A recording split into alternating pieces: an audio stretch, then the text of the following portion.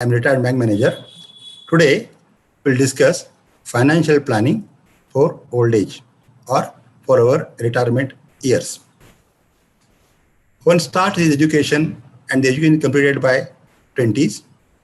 One joins a job, then gets married, starts a family, have children, children will get educated, they'll get job. This cycle process proceeds and one day we see that it is retirement, 60 years, we get retired. At that time, what happens? The income stops, but our expenses continue. And managing our expenses at that time would be possible only if we plan our economics. When we are doing a job, we get a salary and we have expenses. Unless we save some salary, we cannot save for our future.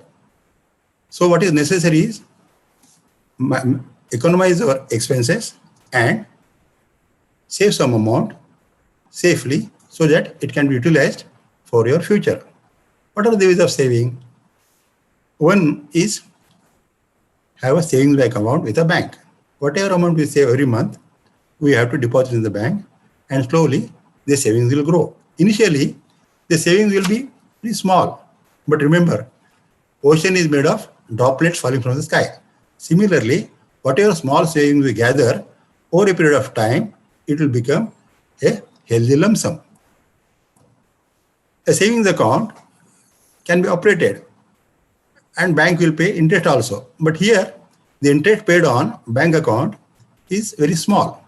So initially, it may be useful to have a savings account. But as our deposit amount grows, we can think of other ways, right? Putting the money in fixed deposit, where the banks offer better interest, and so our savings also will grow. Fixed deposits, they pay interest in two ways, either quarterly or on cumulative basis. If you collect the interest on quarterly basis, it will be available for our expenses. If you make it cumulative, then the deposit and the maturity rate will get both principal and the cumulative interest. So this way, slowly and gradually, we keep on increasing our savings so that whenever there is a need or emergency, we can use the savings. There is another way of saving. You can also think of insurance. Insurance is necessary because we have illnesses. Sometimes there may be accidents, or property also may be, attacked by fire or earthquake, etc. So insurance protects our assets in case of some untoward happening. There are three kinds of insurance. One is general insurance, which is used for properties like car, vehicles, house. So if you insure these properties, whenever there is some accident or untoward happening, the insurance company will pay back the amount to us. So this, by paying a small amount, we can protect our assets, and that would be a big saving for us. There is another insurance, what is called life insurance. It is given to people for a fixed term or for lifetime. Paying small premiums, the insurance company promises us to pay full lump sum either on maturity date or on the date of the depositor or insurer. So if you pay the premiums regularly, the insurance policy will be intact and our risk will be more or less covered by the insurance company. In case of, there is one more insurance which is called fire insurance. This insurance is available only for house and furniture, etc. There is one health insurance also. Health insurance may not be necessary in our younger days, but as we grow older, our body becomes weak and we may be affected by illnesses. And at such time, the hospitalization expenses could be huge. If you take health insurance, the insurance companies will take care of all the expenses. So this is one way of protecting ourselves from untoward or unseen expenses. There is one more way in which we can use our savings gainfully. That is by investing in shares. Shares are issued by big companies who run their business by collecting amounts from public.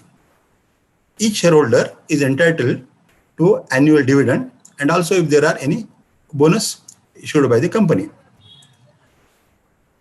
Investing in shares is no doubt useful and also can be very gainful, because some companies function very well, they give very good dividends, and at times they give bonus shares. That means they give additional shares for the shares held by us.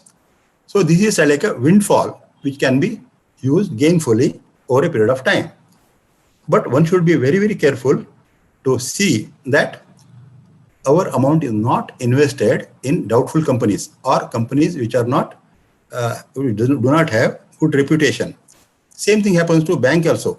Some banks offer very high interests, but if you invest in such banks, there is every chance that the bank may go bankrupt and our entire amount may be lost. Recently, some years back, there was PMC bank problem where so many depositors, they lost their money because the bank became bankrupt. Recently, Yes Bank also is under problem because they give advances to big companies and the companies have failed. So in such cases, the deposits will be put to risk and our money will be at risk. So one should be very careful to see that money is invested with banks of repute and we are safe when the money is needed.